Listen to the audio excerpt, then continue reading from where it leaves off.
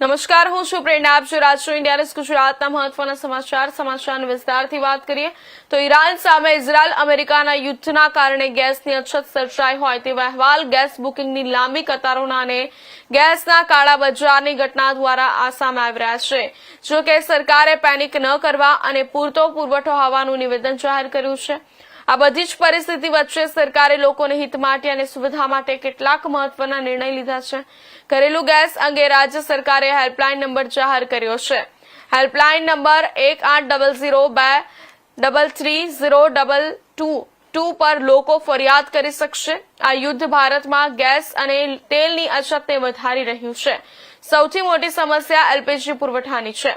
લોકોને ઘરેલું અને કોમર્શિયલ વાણિજ્યિક સિલિન્ડર મેળવવામાં મુશ્કેલીઓનો સામનો કરવો પડી રહ્યો છે. ગેસ બુકિંગ પૂરજોશમાં ચાલી રહ્યું છે અને કાળા બજાર પણ શરૂ થઈ ગયું છે. ઘણા લોકોએ સિલિન્ડર ખરીદવા માટે 4 ગણા ભાવ ચૂકવ્યા હોવાનું જણાવ્યું હતું.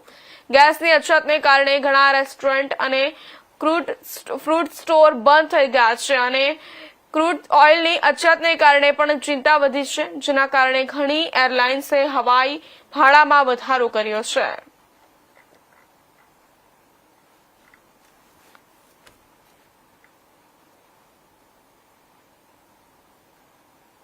સમાચાર